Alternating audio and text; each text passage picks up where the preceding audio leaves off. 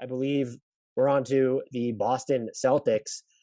They're weird They're because weird. they made the cost-cutting move with the Kemba Walker trade to give them some wiggle room under like the tax, but not enough to where they would stay out of it. As of right now, just based off like the salary sheets that I'm using, if they re-sign Evan Fournier, they're probably going into the tax as of now.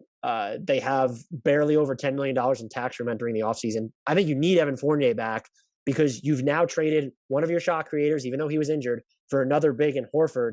And Jaylen Brown is recovering from his injury. Maybe he's ready to start the season. Maybe he's not, just because of that quick turnaround. You need the secondary shot creation more than ever. That's also what you kind of need to suss out, though, on the market. And I don't know. It's so hard to project them is what I'm getting at, because will they? Yes, they have the ability to work with the non-taxpayers mid-level exception if they're actually willing to pay the tax and stay below the apron. I don't know if they're willing to do that. Their trade target could be, can you dump Tristan Thompson into cap space and then give yourself flexibility to go on the mid-level market that way? Are you going to use your mini mid-level? Are you even willing to use your mini mid-level? Are you trying to duck the tax altogether? They're in such a bizarre spot. I would argue that they just need, if they can get, they're not going to be in like the Conley, Lowry, Lonzo Ball, even Dinwiddie tier. If you can get like see what happens with another like kind of attacking guard, what happens with Goran Dragic's team option in Miami, maybe even Cameron Payne as an affordable option, him coming out of Phoenix. Reggie Jackson would be interesting. I just really don't think he leaves the Clippers. That's really my focus for them. They could use secondary wings. So if you can get a Bullock, if you can get a Danny Green would be nice there. If you can get a Josh Richardson, those names are going to continue to come up and up. But you have Tatum and Brown already. And if you're going to re-sign Fournier and you have just so many bigs, I think you need to focus on solidifying sort of your backup playmaking role, or just getting someone else in that regard. And I don't even know, like, do they even have the asset juice to trade for someone of that caliber? I would argue no. We've pitched the Marcus Smart deal, divesting him into like a pick, Monte Morris and PJ Dozier.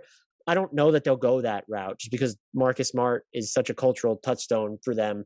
And beyond that, like the secondary playmaker trade market, it's so undefined right now when you're going through it. I don't know what would be realistic for them, in large part because are they willing to take on money? Eric Gordon would make a lot of sense in Boston. My guess would be that they just don't want to foot the bill for him. And you run out of salary filler really quickly after Tristan Thompson. So confusing, but I think I'd like to see them add just to their secondary ring rotation, but more so than anything, they need to focus on getting to me, another creator in there. It's like you were just trying to perfectly segue into what I had teed up for the Boston Celtics, because I'm kind of operating under the assumption that they're going to bring Fournier back and any other tangible upgrades are going to happen through trades around the fringes. I would love to see them focus on bringing in a capable, bigger ball handler. So I'm going to throw two names at you that I came up with as like lower level trade targets that I think make a lot of sense for this team. Haven't put together exact trade packages here since so much is in flux, especially with the draft so close to actually happening. But the first is Delon Wright, who I think would just be an absolutely ideal fit here. I like that. And it sort of works with, I don't know if Sacramento would do this after they kind of just acquired Delon Wright at the deadline, leading up to the deadline last year anyway. But if they lose Richaun Holmes in free agency, just having Tristan Thompson as a stopgap big, those salaries align almost perfectly. That was my thought exactly. And then my second name is Tomas Satoransky. Yeah, I would wonder if, and yeah, I think, look, if you're going to use him as like your third point guard behind Smart and let's say Tatum, if we're going to assume that he carries the offense, that's, kind of had just a nondescript season in Chicago, but I wouldn't hate that one either. I'd be curious to see what is the money you're giving up there. That's what makes Boston tough, is you're using Tristan Thompson basically, and Chicago definitely doesn't have a use for Thompson unless they're not going to re-sign Daniel Tice, who the Celtics traded away for nothing. Let's not talk about that though. About the Celtics, just a lot of moving pieces. But I think with both of those guys, you get that secondary or tertiary ball handling ability.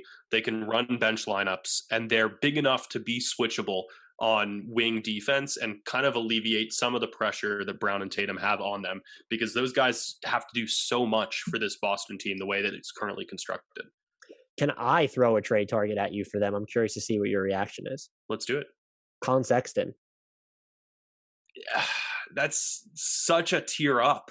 I mean, yeah, like an ideal fit. He would really elevate this team with a pure attacking guard mentality. But you're now giving up a lot to get him. I imagine that Smart has to be involved in that trade. I was probably more so thinking that you're looking at one or two of the young players. Like if they wanted Langford and Neesmith, take them. But then you're probably giving up like 2 first round picks down the line type deal. Where if it's 2 firsts and a Langford or a Neesmith, I'm just curious to know, is that not enough to get Sexton when he has to be paid? And I think that's what drags down his value. Where we just talked about Shai Gilgeous-Alexander briefly, who would, by the way, be amazing on Boston and 28 other teams in the NBA outside of Oklahoma City. But they definitely don't have the juice to get him because he is the guy that you max out and you just do it without thinking. Sexton, I think he's really good. He's not that from scratch shot creator. Even if he gets going downhill, sure, but his pull-up jumper has never been too efficient. The fact that he can score so well as a spot-up shooter or dribbling into like those slow set threes, that's great, but it just lacks that star quality. And so I do think that and I hate looking at players in these terms. We on this podcast want every player to get paid, and we both think Collin Sexton has improved a great deal. I would just be wondering if you gave them 2 firsts that you could protect them, 2 firsts and one of the, like Langford, does Cleveland think about it? Maybe they don't. And that's, if I'm that far off, you can feel free to yell at me. But that would be, I'm just curious as to see if Sexton gets moved, what he'd end up going for. I think I just question it more from Boston's side. We don't yet have a feel for how Brad Stevens is going to run the front office there, but it does feel like an awful lot to part with for a guy where you're not sure that he's going to fit and elevate this core high enough to be a true title contender, and then you're going to have to pay him.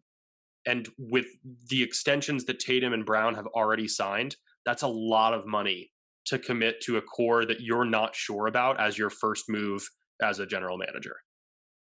That's a good point. And if we're talking about Boston being cost conscious, and it works within the season because Sexton is so cheap, but having Smart and Sexton enter free agency at the same time when you maxed out or near maxed out Jaylen Brown and then maxed out Jason Tatum, and have another year of Al Horford where it's, hey, we'll pay you, basically half your salary to go away, $14.5 million to go away, or we're going to give you all $26.5 million on it. That would be a very expensive season for them.